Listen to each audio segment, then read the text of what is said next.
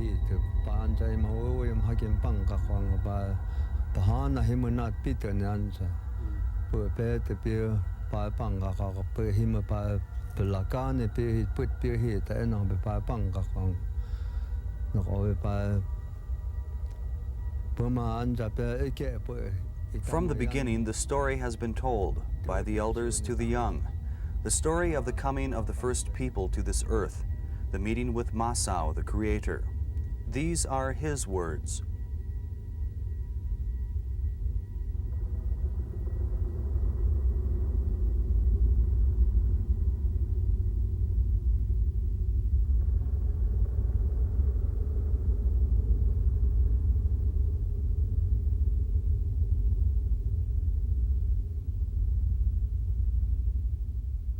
Martin Gashwa Sioma was born in Haute-Villa, nephew of Yukiuma, a religious leader who led a small band of Hopis who were evicted from Oraibi because they wished to follow the traditional way of life.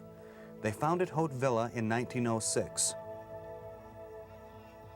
In their new home, the religious exiles have kept the breath and the life of the Hopi prophecy.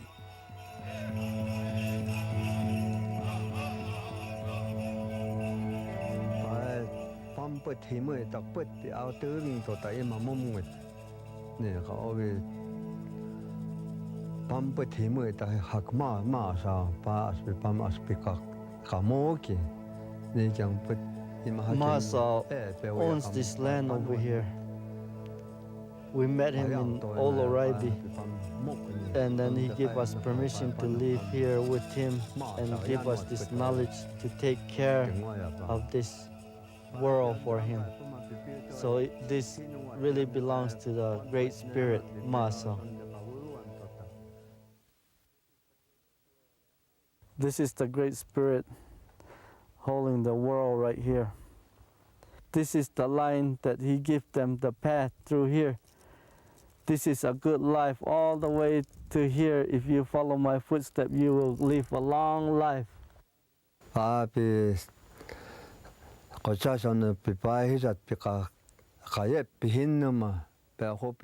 Before the white man came, they already knew that someday somebody will come around, a white man that take over their land and claim it.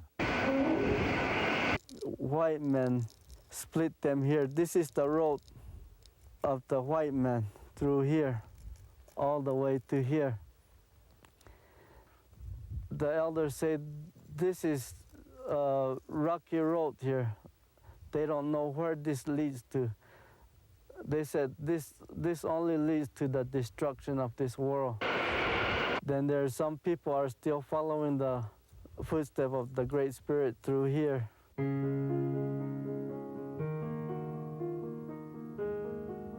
Tom Tarbett of Santa Fe, New Mexico is a longtime student of the Hopi.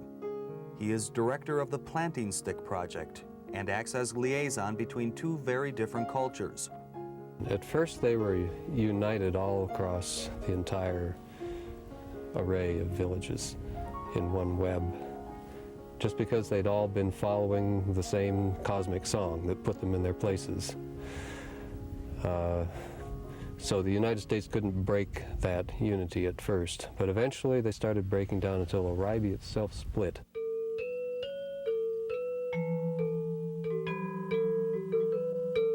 Roy Stevens, who is from Indonesia, describes himself as a biocosmologist.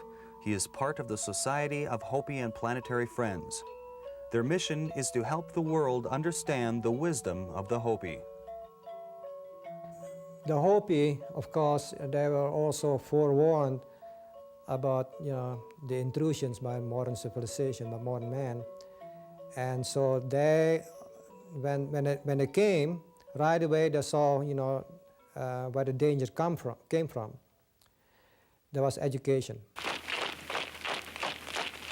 Because they want us to live like our white people. This is what broke everything. The religious, what we believe in, and everything.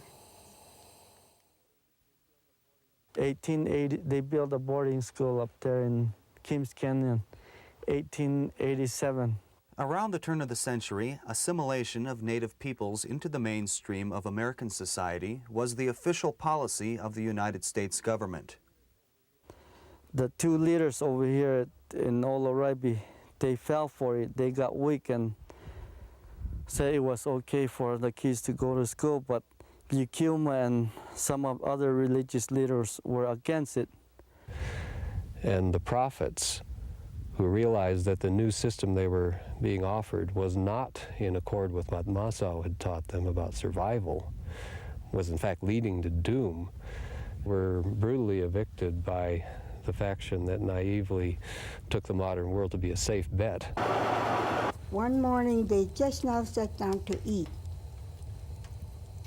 and they arrived, those people from Keams and some from the Palaka and from the Oraibi. Generally speaking, it's the law that every American child goes to school. And in certain respects, in certain parts of our history, this was a valuable thing to prevent child abuse. And they took all the people out from their houses. They dragged them. Took all the men, they tear their shirt off, pull their shirt off, tear them up. So they knew all the way at the beginning that education was not such a good thing, because the Hopi, their education was definitely superior. But the fact that they didn't have hospitals at the time, because people were really healthy, they were strong. Men used to run 40 miles in one day straight to the fields and back. They were champions. They didn't have jails, they didn't have prisons, they didn't need to rely on all kind of administrative buildings and services and so on. They were self-reliant. That's what the power is. It's not only the power of the Hopi, that should be also the power of every individual. Throw them around, push them around, pulling their hair, things like that. Even the ladies. Some of them took out their weapons and other things, and that's when they start to fight back. And one of the from Tupa, I don't know his English name, but his name is Bayestiwa. He came around with his white horse, and he got mad. He said, "What are you people doing? Why are you fighting for? What are you fighting for?" They didn't do anything, just because they don't want to live like a white people. I want this stop. So he went around and whipped all those people with his, how you call that thing? Whip. So that's how he cleared this off. Okay. All right, come on, you go. You better go. Come on, take a step. That's what they were saying to my grandpa. Okay? The leaders from Oloraibi drew a line that land belongs to Oloraibi. And then whoever wants to follow Yukuma and the leaders, they step over the line. When Yukuma stepped over the line, he went like this, meaning this whole world belongs to the Creator, not to the newcomer. Then they started from there. And moved over to Hotvilla, about 4 miles, more or less northeast, and in effect took the Oraibi spiritual union into exile. The ragged band of exiles reached the other side of Third Mesa, where Hotvilla now stands. They had not been permitted to take their belongings with them. So he stood there and took some of this cornmeal, and he went around like this, make a circle around it. And he went inside of that. And he said, "This is where I'm gonna stay. This is where I'm gonna stay with my daughter, my only daughter." So that's where they settled. They clear off the little places around them where they could stay for a while. And they built a fire. And they sat around each place just like that. That's where they gathered all the men together, and then they marched them up to Kim's Canyon. It's about 35 miles from here, where the agency is. Then they put them in prison. They asked them to sign some kind of paper, but they refused to sign it. And they told them if they signed the paper, they would give them food, but they still refused to sign the papers. And then after that, they took them to the blacksmith and they chained them together in pairs. That's where they forced them to build the road over in Kim's Canyon.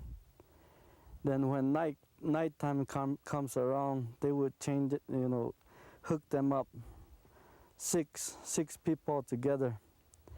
If one person wants to use the outhouse, all 6 have to go with them. Their ankles start getting sores on them, blood on them. Still they're going like that. I shed all my tears for him all that years since I was a kid. Then a woman, it was really hard for them to survive over there during winter days. And they survived by hunting and picking greens. And so of course again, they went in. The day that they wanted to take us over there, our fathers, they hold us. We're sitting in front of them and they hold us. They don't want us to go, but they fight with us. They took their hands away from her like this. Come on, come on. You have to go. They have to go. They dragged us over there. I went. My father was holding. My Uncle Dan was right here. They literally kidnapped the children, took them literally, tore them apart, away from the parents' arms, and put them in camps. We call this boarding schools, but actually they were concentration camps for years. If I remember right, that was David, Lester, my sister Viola, that's one of my oldest sisters, and Helen, Zelma, Lloyd.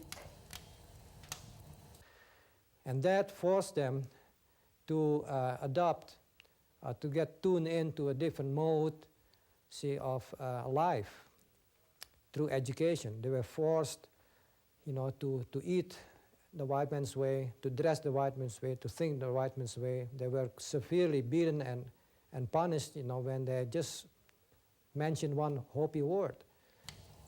They used to have long dresses, long sleeves, like this kind of sweater they used to have, and their club.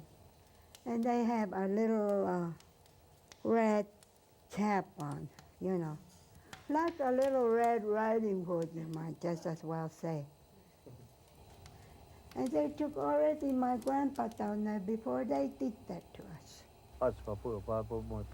To prison. Yeah. California, Yeah, some of them came back, and then on top of it, they took them back again and took them to Alcatraz. Now, if you wanted to see the Hopi culture, now you'd have to imagine a pot that was set on the highway and run over by a truck. These 2 lines right here, these are 2-hearted people that are destroying the land. They're gonna destroy this world. So this one line here, there's a man right here that someday this man will wake up. This is the one line, means that he's a one-hearted. Now, the Hopi are one of the last living examples who have a culture that installs wisdom in power, that gives the leadership capability or commission from the people to the person with the greatest wisdom to carry it out. But if this guy wakes up in time, then he would try to bring them back to this Creator's way so that the world will be safe.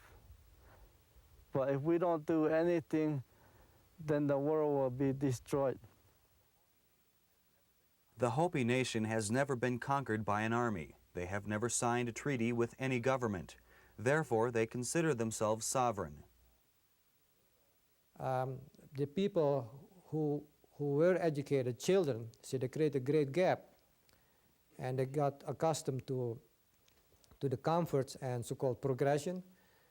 From there, they created today the so-called Hopi Tribal Council, see, which was not only illegally installed, but they also provided the material, the people, for the creation of an agency that served the interest of government and big business. So that is the great dilemma right now in Hopi land. In 1936, an election was held. Traditional Hopis refused to participate in the white people's electoral process. As a result, the tribal council was established by the votes of a minority of voting Hopis. Today, only 5 of the 12 Hopi villages have chosen to be represented on the tribal council. His puppet government is replacement for whatever traditional government would have existed. And it's the rubber stamp, it's the signature on the contracts by which the minerals are taken away. Because the council or any Indian bureau, it didn't ask any permission from the Hopis that are leaders. It is ruled by the Secretary of Interior. That's in their constitution. It's in the Tribal Council Constitution that he has the final yay or nay over anything that the Tribal Council government does. I think it's gonna come out since we have a few documents how the government created this council over here. We wanted to abolish the council. Then if we clean this mess over here, get rid of the council, all the other native people will be free too.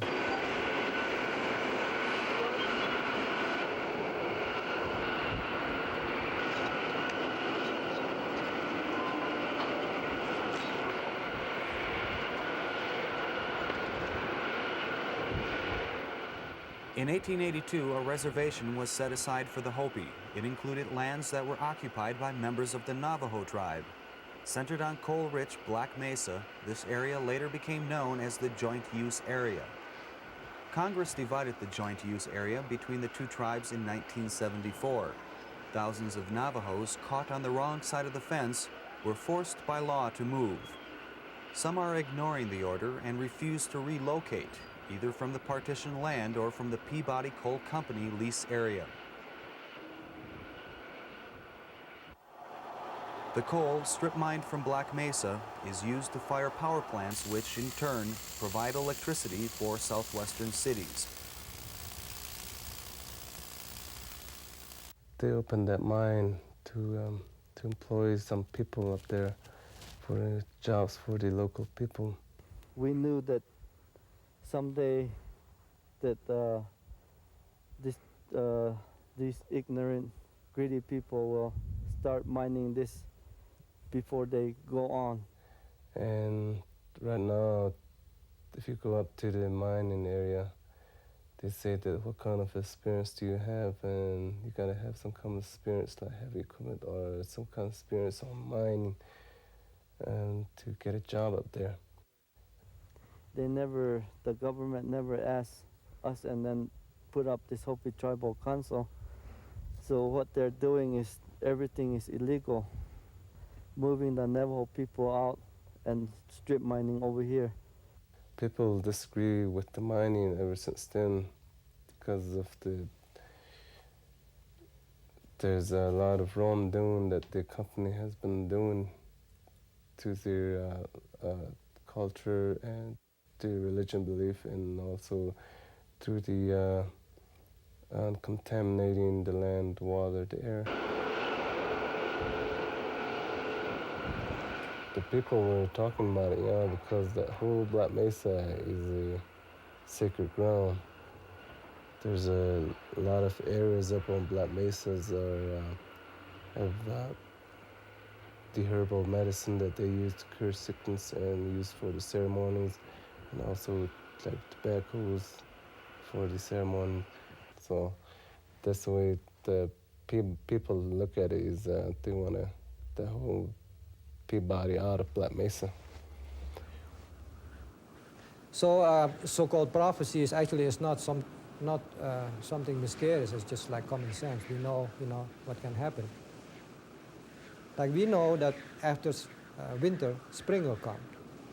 If we don't follow those instructions, if we get off of that instructions, the world might turn over if we're not purified. Opai tis kwai tame awintan pam hisat aw piten yakat panuat put nak ovi temel. It already started.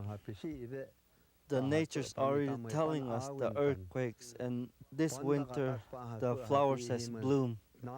That means that we're real close to a purification, so we're already starting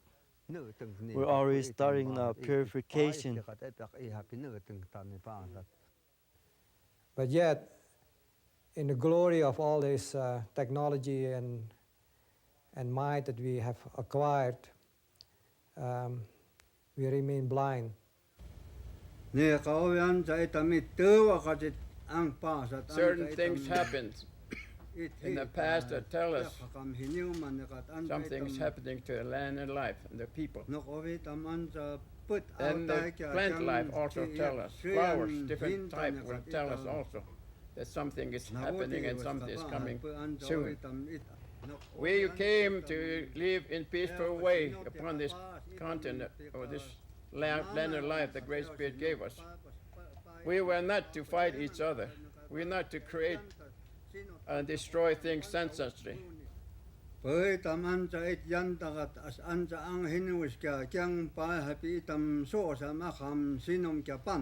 all have certain religious instructions, but it seems some different religious groups, societies, seem to have forgotten those basic instructions, teachings, and warnings, and are doing something just the opposite, running after more things that are not in line with the law of Great Spirit of law of nature and creating this problem.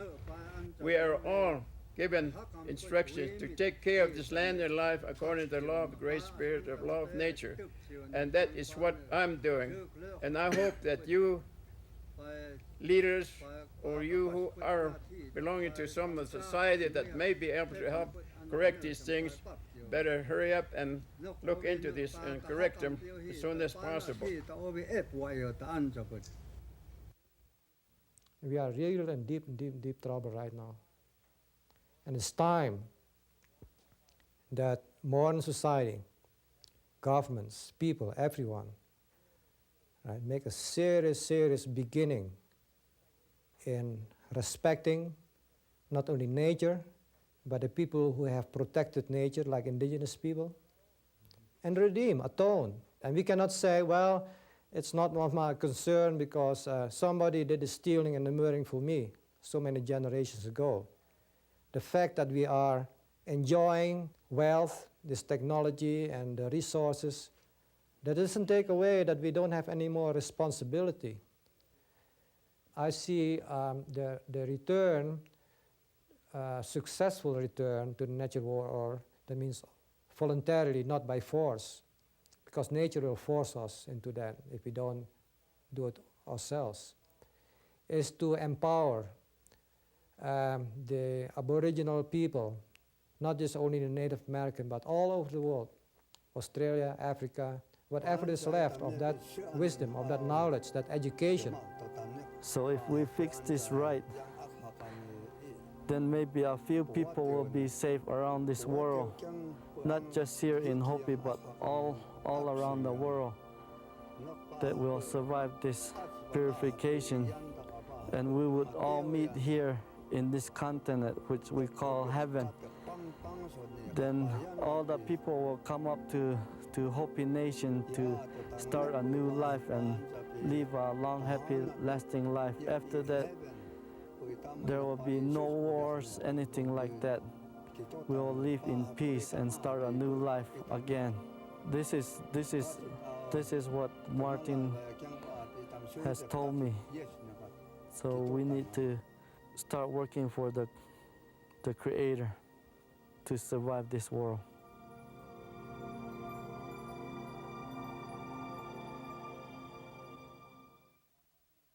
Pam haksuk nangwa takapu kas anja